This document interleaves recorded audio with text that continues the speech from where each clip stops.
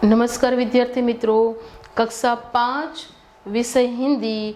आज हम काव्य नंबर 10 सीखों का अभ्यास करेंगे। वैसे तो हम बचपन से ही अपने माता पिता, अपने आसपास के लोग, अपने गुरुजनों से या अपने वडीलों से कुछ ना कुछ सीखते ही आते हैं, पर यहाँ प्रकृति के कुछ ऐसे तत्व हैं जो हमें सीख दे जाते हैं। वही हमें यहाँ अपने लेखक श्रीनाथ सिंह ने यही दर्शाया है। सीखो काव्य के लेखक का नाम भी हमें याद रखना है। उसका लेखक का नाम है श्रीनाथ सिंह। प्रस्तुत कविता में प्रसिद्ध रचनाकार श्री श्रीनाथ सिंह द्वारा रची गई है, यानी कि यह सीखो काव्य की जो रचना की है उसके कर्ता यानी कि लेखक है वे है श्रीनाथ सिंह। जीवन में प्रकृति का बहुत बड़ा ही महत्व है। हम प्रकृति के बीच में रहते हैं तो हमारे जीवन में प्रकृति का सबसे बड़ा ही महत्व रहा है। इस कविता में कवि ने प्रकृति में मौजूद विभिन्न चीजों यानी कि कौन कौन से प्रकृति के तत्व है, हमें कैसी सीख देते हैं, तो कि प्रकृति के तत्व फूल, भंवरे, सूरज, पेड़, पृथ्वी इत्यादि से कुछ न कुछ सीख लेने की प्रेरणा दी गई है।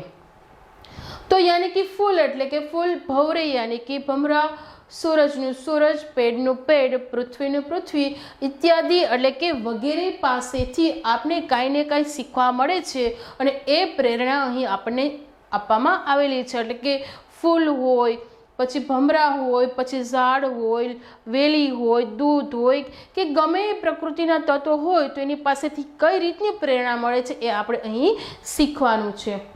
फूलों से नित हंसना सीखो, भंवरों से नित गाना, तरु की झुकी डालियों से नित शीश, तरु की झुकी डालियों से नित सीखो शीश झुकाना। तो यहाँ पे कुछ हमें फूल दिखाई देते हैं।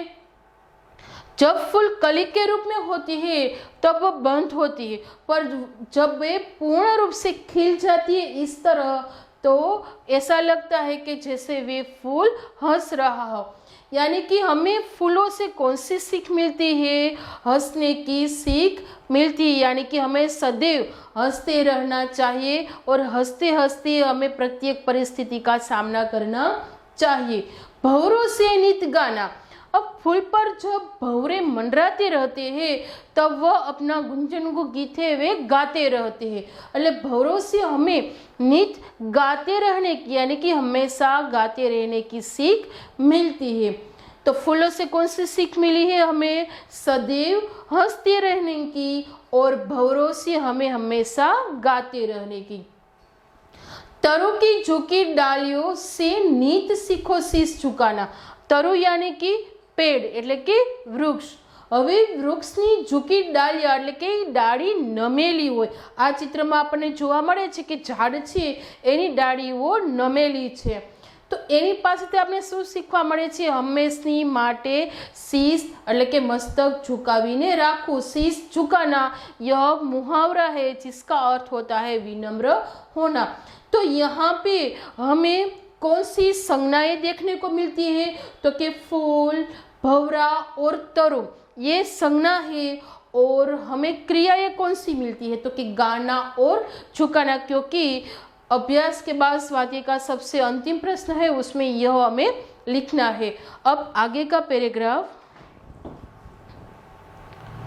सीख हवा के झोंके से लो कोमल भाव बहाना, दूध तथा पानी से सीखो मिलना और मिलाना। यहाँ पे तरु की डालियां दिखाई दी। देखो यहाँ पे पेड़ की कुछ डालियां है वे झुकी हुई है। आपने अमरूद का पेड़ या आम का पेड़ तो देखा ही होगा। जब उसमें फल आ जाते हैं तो वे डाली लच पड़ती है यानी कि झुक जाती है। हमें भी अपनों से बड़े जो भी व्यक्ति हो उसके सामने हमें अपना शीश झुकाना चाहिए, यानी कि हमें विनम्रता रखनी चाहिए। હવે અહીંયા કહેવામાં આવ્યું છે કે હવા કે ઝોંકો છે એટલે કે શું શીખ મળે છે આપને? કોમલ ભાવ વહેડાવવાની એટલે કે જ્યારે હવા વહેતી હોય, સરસ મજાની ઠંડો ઠંડો પવન આવતો હોય અને એ પવન છે આપણા શરીરને સ્પર્શ કરીને જાય છે એટલે કે કોમલ ભાવ જાગૃત કરે છે। तो हवा के झोंकों से हमें क्या सीख मिलती है? कोमल भाव को जागृत करना यानी कि कोमल भाव को बहाने की। दूध तथा पानी से सीखो मिलना और मिलाना। जब हम एक कटोरी लेते हैं, उसमें दूध डालते हैं ये पहले या पानी डालते हैं, पर दूध और पानी दोनों एक हो जाते हैं। तो दूध और पानी से हमें सीख मिलती है कि हमें दूसरों के साथ मिलजुल कर रहना चाहिए और दूसरों को भी यह सीख देनी चाहिए कि हमें सदैव दूसरों के साथ हिल मिल कर रहना चाहिए। तो दूध और पानी से कौन सी सीख मिलती है?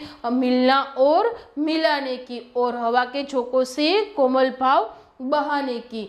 सूरज की किरणों से सीखो जगना और जगाना। लता और पेड़ों से सीखो सबको गले लगाना। यहाँ पे दो पर्वत के बीच से सूरज का उदय होता हुआ हमें दिखाई देता है। तो जब सूरज उदय होता है तो वे खुद तो जग जाता है, और उसकी किरणें जब खिड़की के द्वारा हमारे घर पे पहुंचती है तो वे कहते हैं कि तुम उठो, सुबह हो गई है। तो सूरज की किरणों से हमें क्या सीख मिलती है? हमें खुद तो जगना चाहिए और दूसरों को भी जगाना चाहिए। लता नो गुजराती में अर्थ थाय वेलीओ यानी कि वेला, અને પેડ એટલે કે ઝાડ એટલે કે ઝાડ અને વેલીઓ પાસેથી આપણે શું શીખ મળે છે? બીજાને ગલે લગાવવાની એટલે કે એને પ્રેમ કરવાની। કેમ કે વેલા અને ઝાડ છે એ એકબીજાને ભેટીને હંમેશની માટે રહે છે। तो ये गले लगाना हमारा दूसरा मुहावरा है। यहाँ पे एक दिया गया है शीश झुकाना यानी कि विनम्र होना, और गले लगाना यानी कि प्रेम करना। यहाँ पे पेड़ हमें दिखाई देते हैं, पर ना तो उसमें कोई डाली हरी है, ना तो उसमें कोई पत्ते हैं, और यहाँ पे कुछ मछलियाँ पानी में तैरती हुई दिखाई देती है। मछली से सीखो स्वदेश के लिए तड़प कर मरना। पतझड़ के पेड़ों से सीखो दुख में धीरज धरना। अब सबसे पहले मछली की बात की गई है। स्वदेश के लिए यानी कि पोताना देशनी माटे એવું કંઈ કામ કરો કે તમે મોત તમને આવે તો પણ તમે દેશ માટે શહીદ થઈ ગયા હોય। જેમ કે માછલી છે ને પાણીની બહાર કાઢો તો તરફડિયા મારીને એ મરી જાય છે, કારણ કે પાણીની બહાર એ શ્વસન કરી શકતી નથી। तो मछली से हमें यह सीख मिलती है कि हमें अपने देश के लिए कुछ करना चाहिए, फिर वे सेवा हो या कोई भी काम हो। पतझड़ के पेड़ यानी कि पानखर ऋतु, आ पतझड़ के पेड़ की बात की गई है। पानखर ऋतु आवे छे त्यारे ઝાડ ઉપર એક લીલું પાંદડું રહેતું નથી, બધા પાંદડા સૂકા થઈને ખરી જાય છે। છતાં આ પેડ કેવા છે? ધૈર્ય રાખીને ઈ ઊભા છે। એને ખબર છે કે પતઝડની આ જે મોસમ છે એ જાશે, ત્યાર પછી વસંત ઋતુ આવશે, અને વસંતમાં નવેસરથી પાછી કૂપણો ફૂટશે અને પાછી એની ડાળીઓ પહેલાની જેમ ઝૂમવા લાગશે। એટલે પતઝડ આપણે એમ શીખવાડે છે કે પતઝડના પેડો यानी कि वृक्षों कि આપણે હંમેશા દુઃખમાં ધીરજ રાખવી જોઈએ અને હિંમત હારવી જોઈએ નહીં। दीपक से सीखो जितना हो सके अंधेरा हरना। पृथ्वी से सीखो प्राणी की सच्ची सेवा करना। ये छोटा सा दिया है, जब शाम को या रात को लाइट चली जाती है और मंदिर में दिया जल रहा हो तो उस छोटे से दिए से हमारा पूरा घर जगमगा उठता है। तो ये छोटा दिया हमें सीख दे जाता है कि हमसे जितना हो सके उतना अंधेरा दूर करो। ये उसके बाद ये पूरी जल जाती है, फिर भी वे अंधेरा दूर करती है। अब पृथ्वी से सीखो प्राणी की सच्ची सेवा करना। पृथ्वी में क्या नहीं देती? सब कुछ देती है। खाने के लिए फल, अनाज, पानी, रहने के लिए, चलने के लिए सब कुछ पृथ्वी देती है। बिना किसी स्वार्थ के लिए हमें सिखाती है पृथ्वी कि हमें लोगों की सच्ची सेवा करना चाहिए। मछली सीख देती है कि हमें स्वदेश के लिए कुछ तड़प कर सेवा करनी चाहिए, और पतझड़ के पेड़ सिखाते हैं कि हमें दुख में धैर्य रखना चाहिए, हिम्मत नहीं हारनी चाहिए। और दीपक कहता है कि हो सके उतना अंधेरा हरो, और पृथ्वी सिखाती है कि प्राणी की सच्ची सेवा हमें करनी चाहिए। जलधारा किसे कहते हैं? तो कि पानी के बहाव को जलधारा कहते हैं। जलधारा से सीखो आगे जीवन पथ में बढ़ना। और धुएं से सीखो हरदम ऊंचे ही पर चढ़ना। अब पर्वत के बीच से जब छोटा झरना निकलता है, वे आगे चलकर जब नदी का रूप धारण करता है, तब उसकी पानी की धारा सदैव सदैव आगे ही आगे बढ़ती रहती है। तो हमें जलधारा से सीख मिलती है कि हमें अपने जीवन में उन्नति के पथ पर सदैव आगे ही आगे बढ़ते रहना चाहिए। और धुआं है, छोटा सा धुआं पर भी ऊपर ही चढ़ता जाता है। तो धुएं से भी हमें ये सीख मिलती है कि हमें हमेशा ऊंचे ही चढ़ते रहना चाहिए। और ये काव्य आपको कंठस्थ करना है, परीक्षा में पूछा जाता है। शब्दार्थ: फूल यानी कि पुष्प, सूरज यानी रवि या भानु, यह समानार्थी शब्द के रूप में भी पूछे जाते हैं। नित सदा या प्रतिदिन, लता यानी कि वेल, भौरा यानी कि मधुकर या तो भौरा, और पतझड़ એટલે કે પત્તે ઝડનેકી ઋતુ, અને ગુજરાતીનો અર્થ થાય છે પાનખર ઋતુ। तरु यानी कि पेड़ अथवा वृक्ष, धीरज यानी धैर्य या धीरता, हवा यानी वायु या पवन, पृथ्वी यानी धरा या अवनी, कोमल यानी कि नाजुक या तो मुलायम, जल धारा पानी की धारा का प्रवाह, और पानी का पर्याय है जल और नीर। अब मुहावरे है शीश झुकाना, विनम्र होना, उसका वाक्य प्रयोग हमें बड़ों के आगे शीश झुकाना चाहिए। दूसरा, कोमल भाव बहाना, तो सुंदर विचार प्रकट करना। ये उसका वाक्य इस तरह से बनता है, वह सदैव दूसरों से कोमल भाव बहाती रहती है। ऊंचे चढ़ना यानी कि उन्नति करना, वह पढ़ लिख कर ऊंचे चढ़ना चाहता है। अब आगे का प्रश्न, आगे हमें दिखाई देता है स्वाध्याय, जिसका प्रथम प्रश्न है पढ़िए और बोलिए। यहाँ पे कुछ शब्द दिए गए हैं जो हमें सिर्फ उसका सही शुद्ध रूप यानी कि साची जोड़नी साथे बाकी बुक में लखवाना है, जेम के हसना, भवरा, स्वदेश, तड़पकर, अंधेरा, पृथ्वी, धुआं और ऊंचा। प्रश्न नंबर 2, कविता का सामूहिक और व्यक्तिगत गान कीजिए। એટલે કે આ જે આપણું કાવ્ય શીખો હતું એ સમૂહમાં, એટલે કે તમે 2-3 વિદ્યાર્થી મિત્રો હોય એ રીતે, અથવા તો તમે એકલા ઘરે હો તો પણ આ ગાઈને પાકું કરવાનું છે। प्रश्न के उत्तर दीजिए। कविता में प्रकृति के किन किन तत्वों की बात की गई है?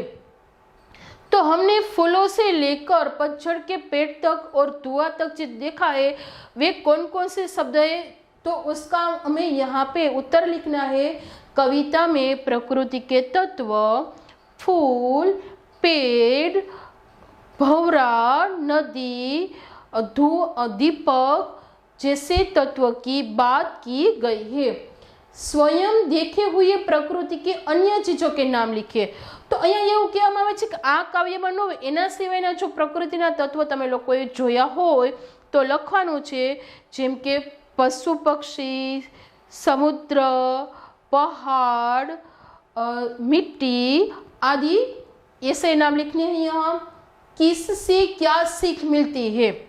तो आ प्रश्न में अथवा तो जोड़का में पूछी शकाय छे। दीपक से तो के अंधेरा दूर करने की, दीपक से क्या सीख मिलती है? अंधेरा दूर करने की। भौरों से नित गाते रहने की, फूलों से सदा हंसते रहने की, हवा से कोमल भाव बहाने की, दूध और पानी से मिलना और मिलाने की, सूरज की किरणों से खुद जगना और दूसरों को जगाने की सीख मिलती है। लता और पेड़ों से सबको गले लगाने की सीख मिलती है। धुएं से सदैव ऊंचे उठने की सीख मिलती है। मछली से स्वदेश के लिए तड़प कर मरने की, जलधारा से जीवन पथ पर आगे बढ़ने की, और पृथ्वी से प्राणियों की सच्ची सेवा करने की। प्राणियों की, सभी प्राणियों की बात की गई है, फिर जानवर हो, मनुष्य हो या पशु पक्षी कोई भी हो, उसकी हमें सेवा करनी चाहिए। पतझड़ के पेड़ों से, तो कि हमें दुख में धैर्य धरना चाहिए। प्रश्न नंबर 5, निम्नलिखित वाक्यों को उदाहरणों के अनुसार लिखिए और स्वपाठ देकर पढ़िए। यहाँ पे एक ही वाक्य है, तो हमने प्रथम शब्द, दूसरा, तीसरा, चौथा, पांचवा, 6 और 7 शब्द दिए हैं। प्रत्येक के नीचे एक एक लिटी की गई है और उसके हमें भार देकर अच्छे से पढ़ना है। जैसे मैंने कल आपको यह किताब दी थी, तो यहाँ पे मैंने के नीचे रेखा की गई है, तो मैंने कल आपको किताब दी थी, किसी और ने नहीं। फिर मैंने के बाद कल आता है, मैंने कल आपको यह किताब दी थी, यानी कि मैंने कल आपको किताब दी थी, यह किताब मैंने आज नहीं दी या तो परसों नहीं दी। मैंने कल आपको यह किताब दी थी, यही वाक्य बार बार आता है, पर एक शब्द के बाद दूसरा, दूसरे के बाद तीसरा, यानी कि भार देकर इसको हमें अच्छी तरह से शुद्ध रूप में पढ़ना है। मैंने कल आपको यह किताब दी थी, यहाँ पे यह पर भार दिया गया है, और मैंने कल आपको यह किताब दी थी, किताब ही दी थी, दूसरी कोई चीज नहीं दी थी। और मैंने कल आपको यह किताब दी थी એટલે કે મેં કાલે તમને આ ચોપડી આપી જ હતી। अब इस तरह से प्रश्न नंबर 2, 3, 4 और 5 में एक एक शब्द के नीचे रेखा करके यह आपको बोलना है, ये बाकी बुक में लिखना नहीं है। अब स्वाध्याय आता है, सही जोड़िया मिलाइए, यानी कि आ जोड़कू छे फूल, तो फूल शू के छे हमें सदैव हंसते रहना, तो यहाँ पे 3 नंबर लिखना है, हंसते रहना। जलधारा, जलधारा से हमें क्या सीख मिलती है, तो कि जीवन पथ पर आगे बढ़ने की, यानी कि 5। मछली से स्वदेश के लिए तड़प कर मरनी, और पृथ्वी से प्राणियों की सच्ची सेवा करना, पर यहाँ सिर्फ सेवा लिखा है, यानी कि 6।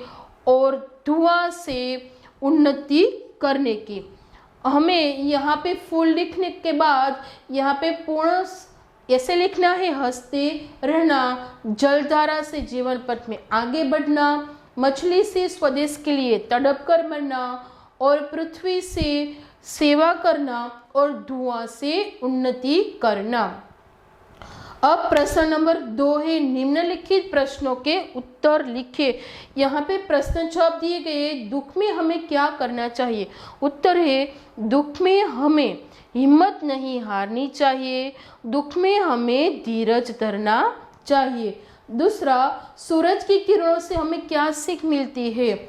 सूरज की किरणों से हमें सीख मिलती है कि हमें खुद जगना चाहिए और दूसरों को भी जगाना चाहिए। कोमल भाव बहाने की सीख हमें कौन देता है। हवा के झोंके हमें कोमल भाव बहाने की सीख देता है। अंधेरा कौन दूर करता है। दीपक उजाला फैलाकर अंधेरा दूर करता है। अब प्रश्न नंबर 3,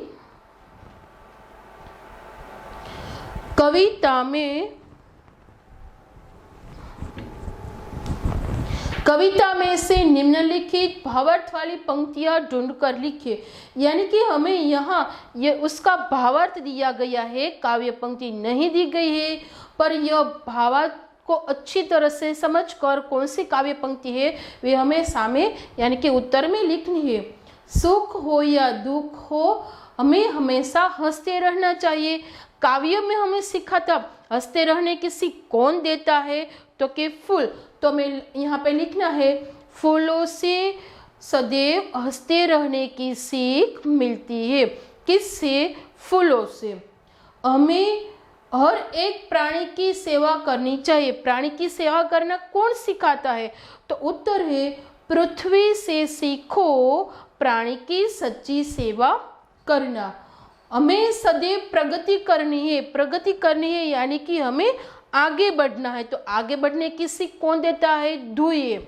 धुएं से सीखो हरदम ऊंचे ही पर चढ़ना। हमें सबसे हिलमिल कर रहना है। तो हिलमिल कर रहने की सीख दूध और पानी। दूध और पानी से सीखो मिलना और मिलाना। अब आगे का प्रश्न, यहाँ पे हमें संज्ञा, विशेषण और क्रियापद के कुछ नाम ढूंढकर लिखने हैं। तो हमने सबसे पहले ही कहा था कि सूरज, फूल, पेड़, दीपक, जो जो नाम आते हैं काव्य में वे यहाँ संज्ञा बनती है। और विशेषण में तो के विशेषण कौन सा है, तो कि एक तो सच्चा है, और कोमल भाव बहाना तो कोमल विशेषण है, और तो ऊंचा यानी कि सबसे जो ऊंचा है वे विशेषण है। अब क्रिया, क्रिया किसे कहते हैं कि जो हम काम करते हैं उससे हमें क्रिया कहते हैं, जैसे कि गाना यानी कि गाने की क्रिया करना। तो इस तरह से यहाँ पे गले लगाना, बढ़ाना, चढ़ाना, झुकाना, ये सब क्रियाएं यहाँ पे लिखनी है। और प्रश्न नंबर 5, आपने उपयुक्त कोष्टक में से विशेषण और क्रियाओं के जो शब्द लिखे हैं उनका वाक्य में प्रयोग कीजिए। હવે અહીંયા એવું કીધું છે કે આપણે અહીંયા જે લખ્યું છે એમાં સંજ્ઞા નથી લખવાની, પણ વિશેષણના અને ક્રિયાના જ વાક્ય બનાવવાના છે।